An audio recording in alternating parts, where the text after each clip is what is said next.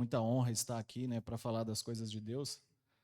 Os irmãos me conhecem, né, sabe que sou uma pessoa que já está há muitos anos aqui convivendo com os irmãos, mas toda vez que estou à frente fico um pouco tímido, né? Os irmãos já me conhecem, já sabem que, sendo bem sincero, estar aqui na frente para falar aos irmãos é um desafio, principalmente por se tratar da palavra de Deus, que é uma palavra digna, que é uma palavra honrosa e que é uma palavra que excede, né, o nosso entendimento, e também por conviver com essa questão de como eu sou, né? Então, peço aos irmãos que permaneçam orando pela minha vida, pela vida da minha família, e que Deus possa me abençoar para que eu possa deixar aqui alguma coisa aos irmãos que possa ser útil, né, na vida dos irmãos aí no decorrer da caminhada cristã. Eu convido os irmãos a abrirem suas Bíblias no livro de Lucas, no capítulo 15. Lucas, capítulo 15. Nós vamos acompanhar aí a partir do versículo 11. Lucas, capítulo 15, versículo 11 ao 24. Amém? Diz assim a palavra do Senhor. E Jesus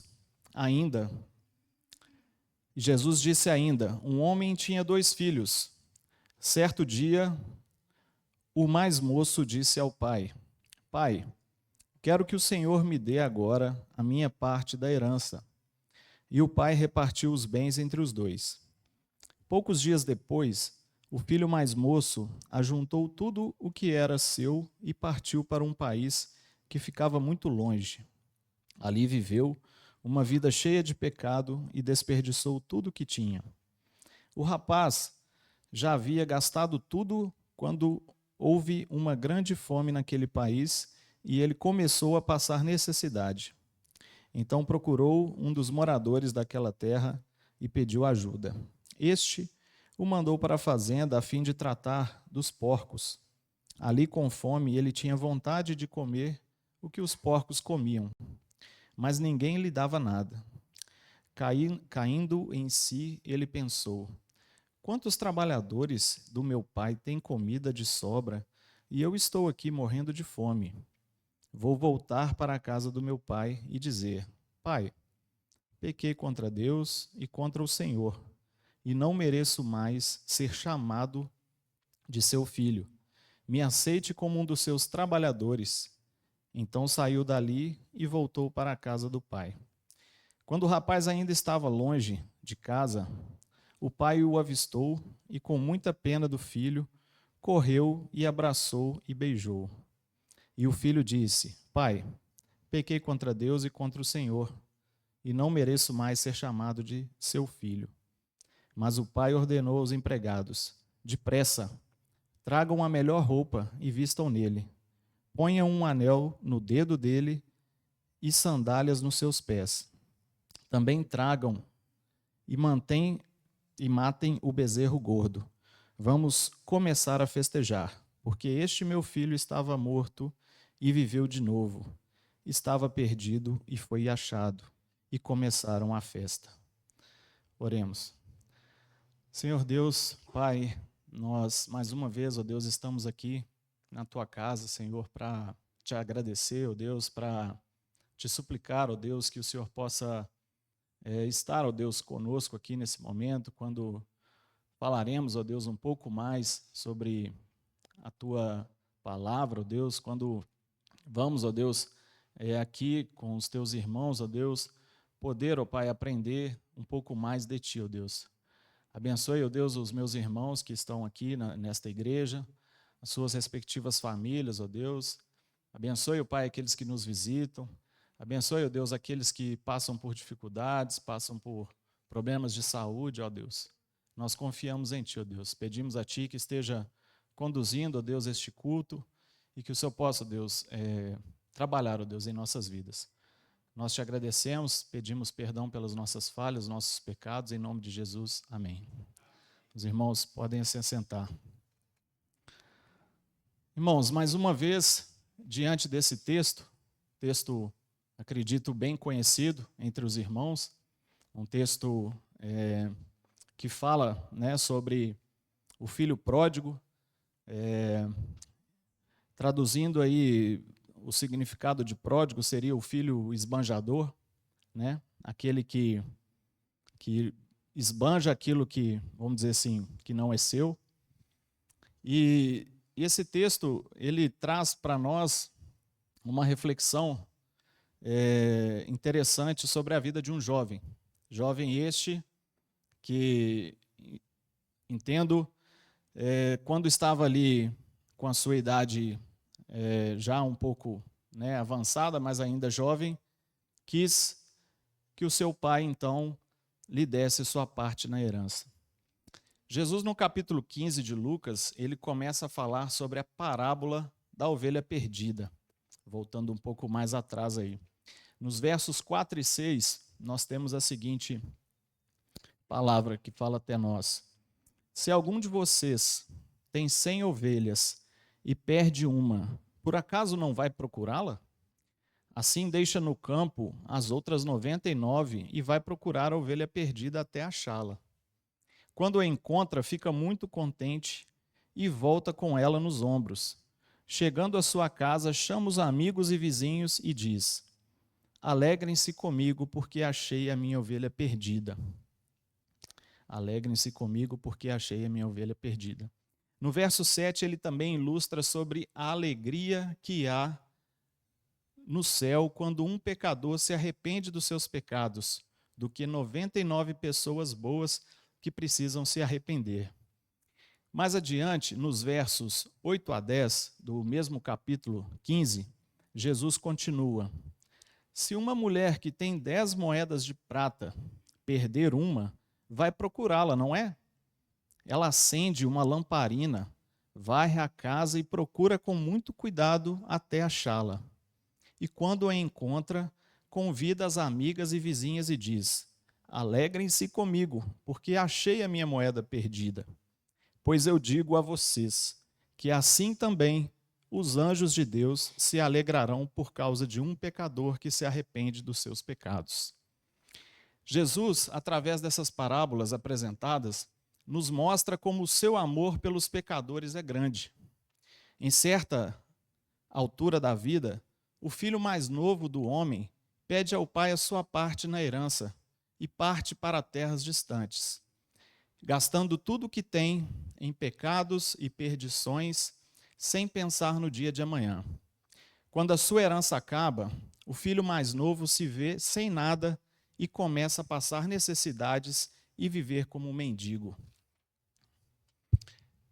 Irmãos, fico pensando comigo a situação daquele jovem, né?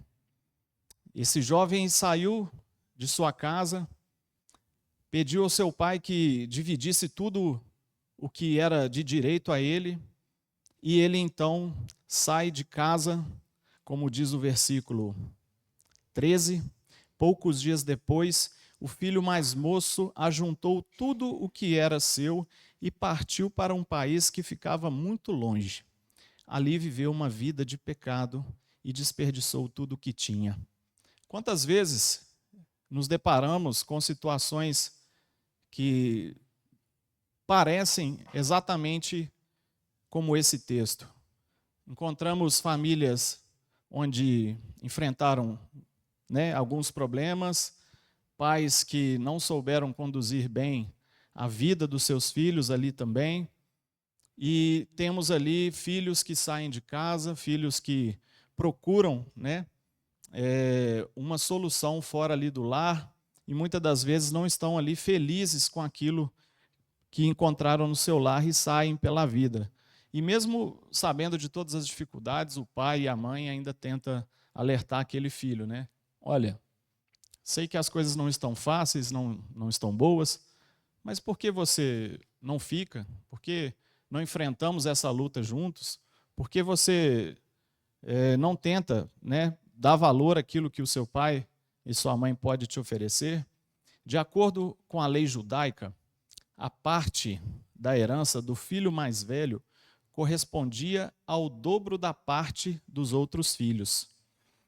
Em Deuteronômio 21:17, diz o seguinte: mas ao filho da desprezada reconhecerá por primogênito, dando-lhe dobrada porção de tudo quanto tiver, porquanto aquele é o princípio da sua força, o direito da primogenitude é dele. E então temos aqui a generosidade do seu pai. O seu pai, então, divide tudo o que ele tem. E o pai, assim, o faz. Poderia distribuir a riqueza ainda em vida, e o fez. O filho mais novo agiu dentro da lei, quando pediu sua parte. Mas certamente não foi um gesto amoroso. Foi como dizer ao pai: gostaria que estivesse morto. Naquele tempo, irmãos, uma situação como essa não era bem vista ali naquele povo, porque, como o texto diz, o filho mais velho ele tinha direito ao dobro, né, da herança do pai. E vemos ali um filho mais novo, então, procurar o seu pai e ali então requerer a sua parte. E o pai, que poderia talvez negar, foi generoso e então deu a sua herança àquele filho. Thomas Huxley disse: as piores dificuldades de um indivíduo começam quando ele tem a possibilidade de fazer o que bem entende. As piores dificuldades de um indivíduo começam quando ele tem a possibilidade de fazer o que bem entende. Quantas vezes nós nos deparamos com essa situação, né? Muitas das vezes os nossos pais tentam nos orientar, né? Tentam buscar aquilo que é melhor para as nossas vidas e nós, muitas das vezes, ignoramos o conselho dos nossos pais. E quantas famílias e quantas pessoas passam por esse tipo de situação?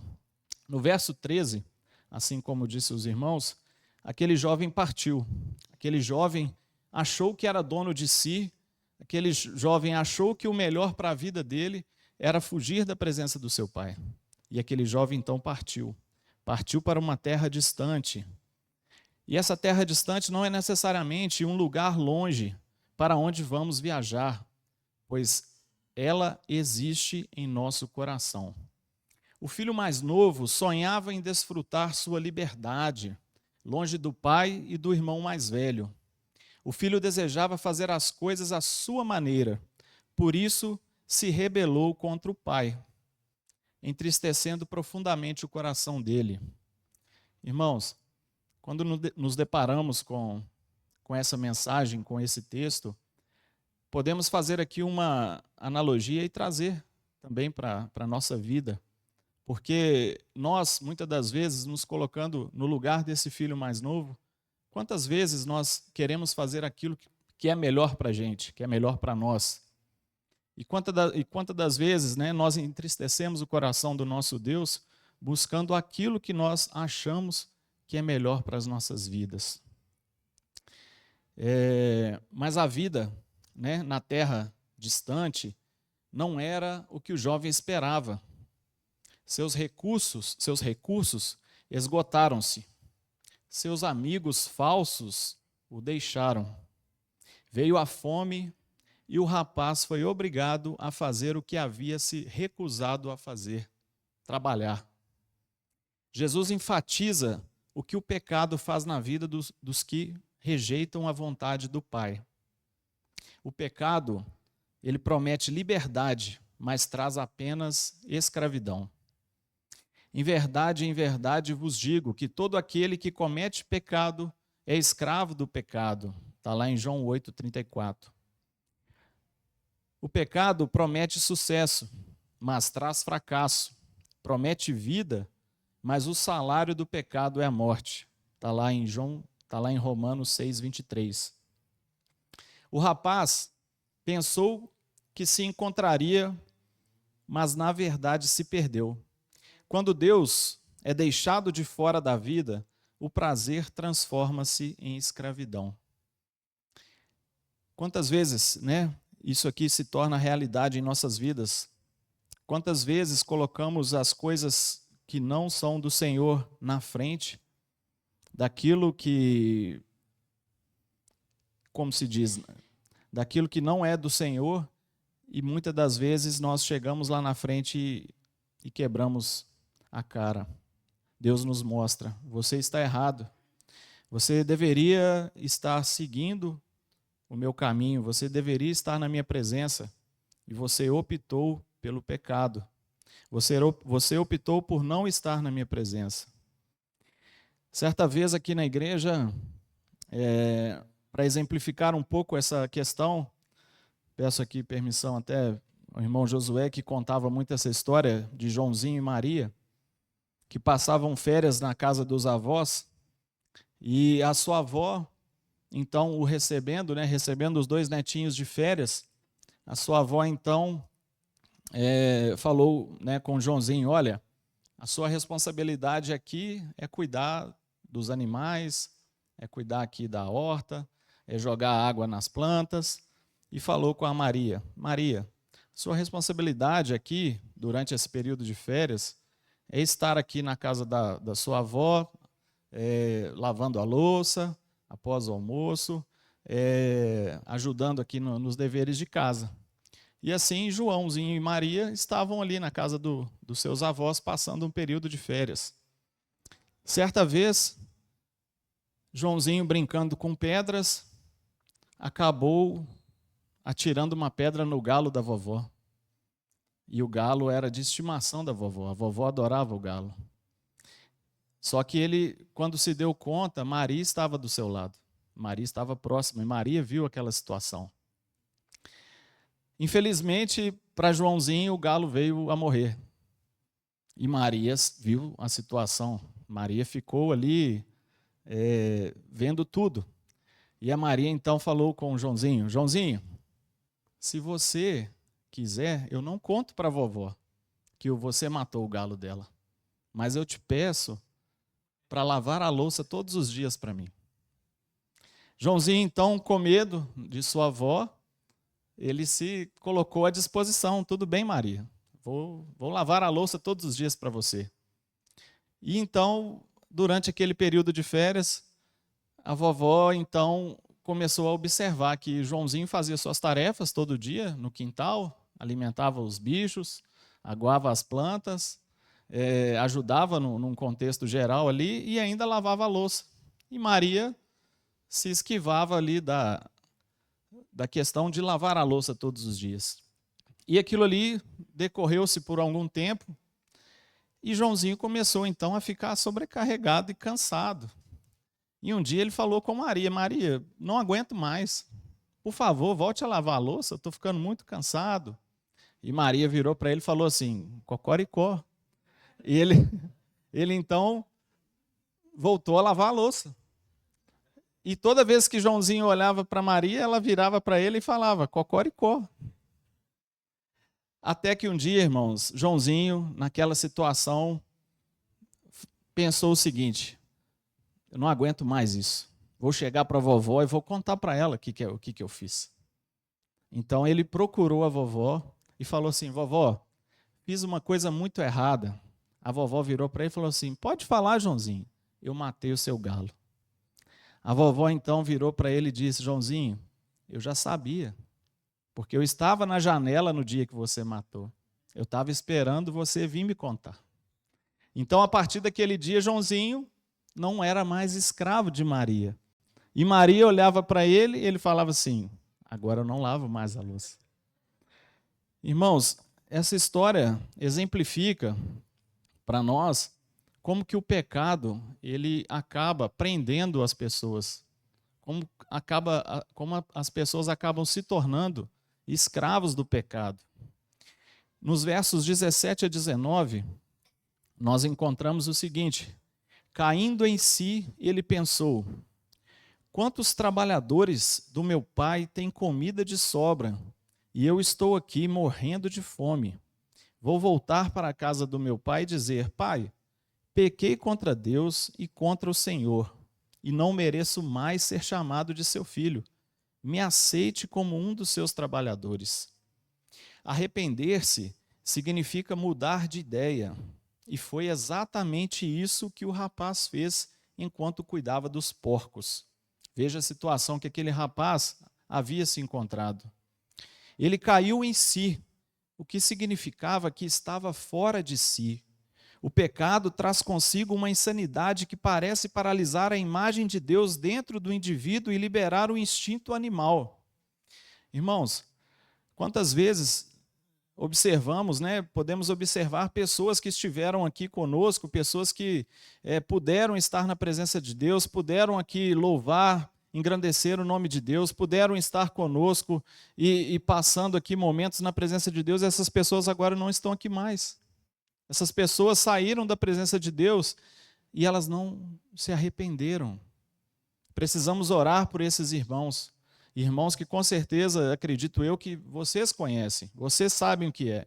Vocês sabem quem são. Eu, por exemplo, convivo com uma pessoa hoje no meu trabalho que esteve aqui conosco. E hoje ela está vivendo fora da presença do Senhor. O rapaz mudou de ideia sobre si mesmo e sobre sua situação e admitiu que era um pecador. Reconheceu que o pai era um homem generoso e que servir na casa dele era melhor do que ser livre naquela terra distante. Em Romanos 2,4, é a bondade de Deus, não apenas a maldade do homem, que nos conduz ao arrependimento. Suas circunstâncias difíceis o ajudaram a ver seu pai por outra ótica, e isso lhe deu esperança. Se o pai era tão bom com os servos, talvez se mostrasse disposto a perdoar um filho. Se o rapaz tivesse parado e só pensado, só sentiria pesar e remorso. Mas a sua atitude, a sua ação foi: levantar-me-ei e irei e lhe direi, e fez sair daquele local. Muitas das vezes, essa é a condição, irmãos, que nós precisamos em nossas vidas fazer. Nós precisamos nos mexer. Aquele jovem estava naquela situação tão difícil ali, naquele país tão distante, passando necessidades, sendo considerado um mendigo. E então ele se levantou e falou: não, espera aí, caindo em si. Ele então pensou: preciso me mover, preciso me levantar. O meu pai tem trabalhadores que passam uma situação muito melhor do que a minha, e eu estou aqui passando essa situação tão horrível. Então, amados, no versículo 20, nós podemos então observar o seguinte: então saiu dali e voltou para a casa do pai. Quando o rapaz ainda estava longe de casa, o pai o avistou e, com muita pena do filho, correu e abraçou e beijou. E o filho disse: pai, pequei contra Deus e contra o Senhor e não mereço mais ser chamado seu filho. Mas o pai ordenou aos empregados depressa: tragam a melhor roupa e vistam nele, ponham um anel no dedo dele e sandálias nos seus pés. Também tragam e matem um bezerro gordo. Vamos começar a festejar, porque este meu filho estava morto e viveu de novo, estava perdido e foi achado. E começaram a festa. O pai não apenas correu para receber o filho, mas também honrou sua volta, preparando em grande banquete e convidando o povo de sua vila a participar. O pai nem deixou que o filho mais novo terminasse sua confissão e perdoou, e mandou que começasse a comemoração. Esse pai humano ilustra a atitude do Pai Celeste para com os pecadores que se arrependem. Ele é rico em misericórdia e graça e grande em amor. Irmãos, no Oriente não era apropriado a um homem de idade correr, mas o pai correu ao encontro do filho. O seu desejo era mostrar esse amor. Imaginem aquela situação, o filho todo maltratado, imagino eu, com vestes rasgadas, com o cabelo todo atrapalhado, talvez um embornal, algo do tipo, sem sandálias nos pés. E aquele jovem, então, chegando próximo à fazenda do seu pai, então o seu pai o avistou. O seu pai o avistou de longe. Imagino eu vendo aquela situação. Então aquele senhor, já de idade, corre. Como eu disse aos irmãos, no Oriente não era apropriado a um homem de idade correr. Mas então o pai correu, o pai o viu, o pai falou: aquele é meu filho. Certamente o coração dele transbordava de alegria naquele momento. O filho desobediente havia envergonhado a família.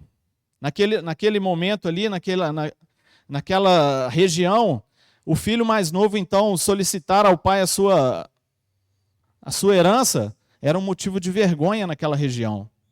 E o filho que havia envergonhado a família e a vida, né? E a vila onde morava, e de acordo com Deuteronômio 21, ele deveria ser morto por apedrejamento.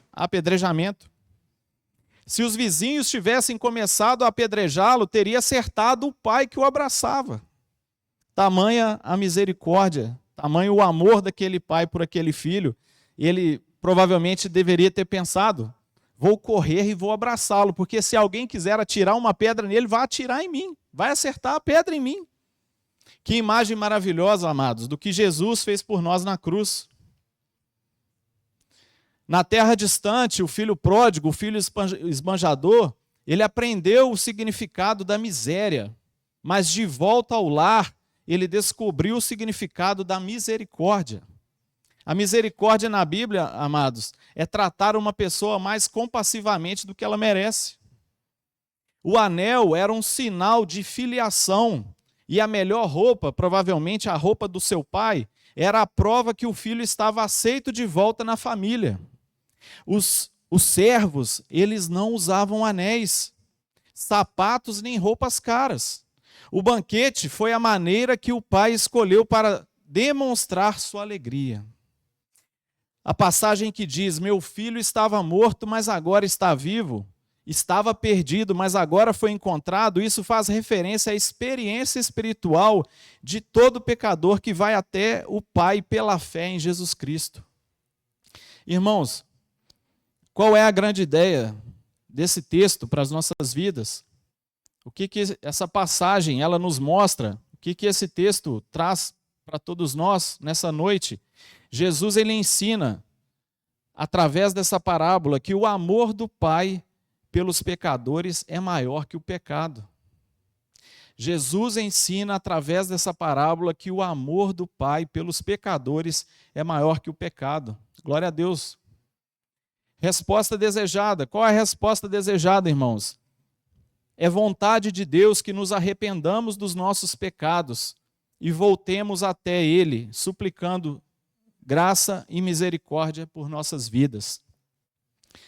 Se observarmos aqui o capítulo 15, podemos então ver que temos aqui a parábola da ovelha perdida e temos aqui um momento em que, no verso 6, chegando à sua casa, chama os amigos e vizinhos e diz: alegrem-se comigo porque achei a minha ovelha.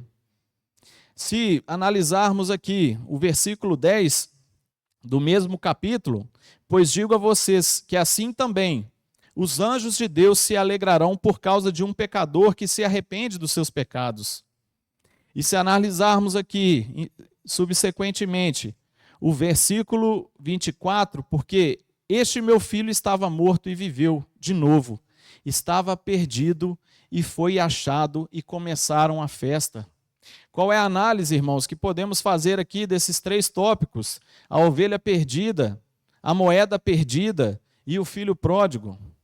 A análise que podemos fazer aqui, irmãos, que quando um pecador se arrepende dos seus pecados, há festa nos céus.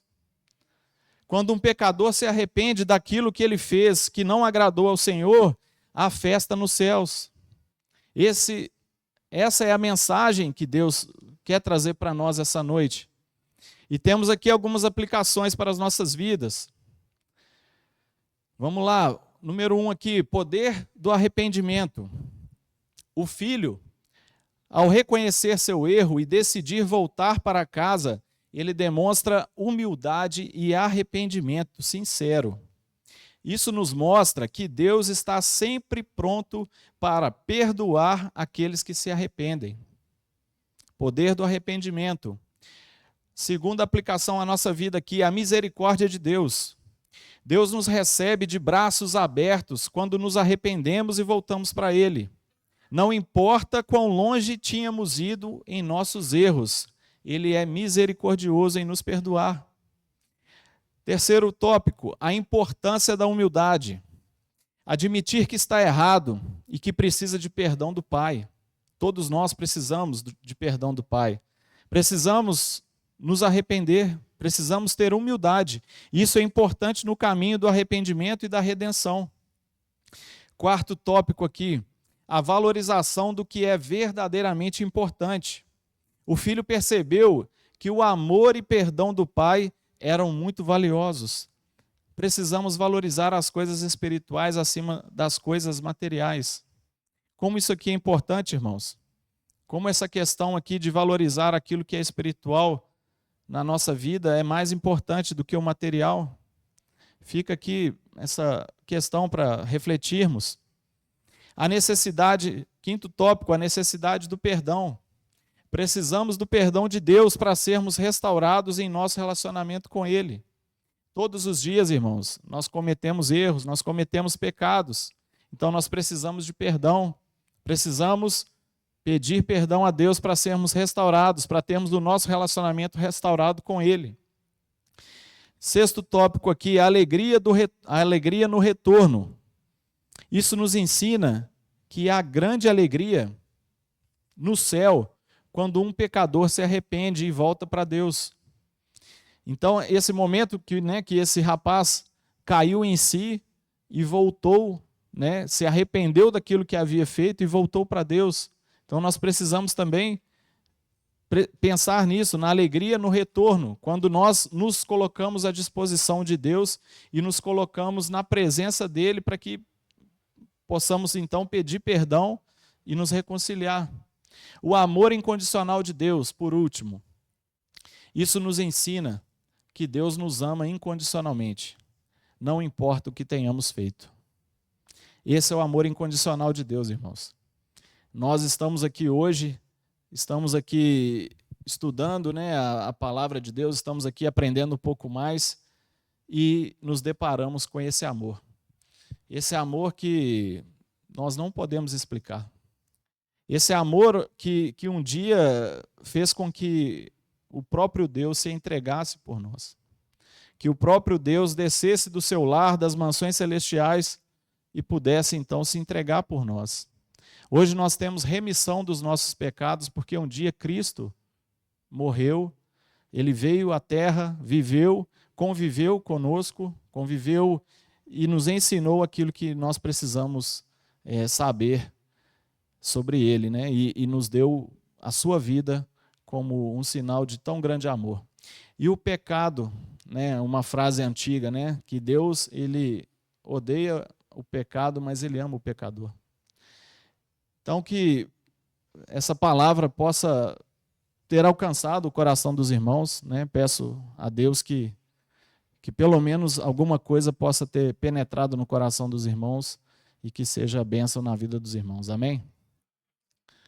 Convidar aqui o irmão Marçal.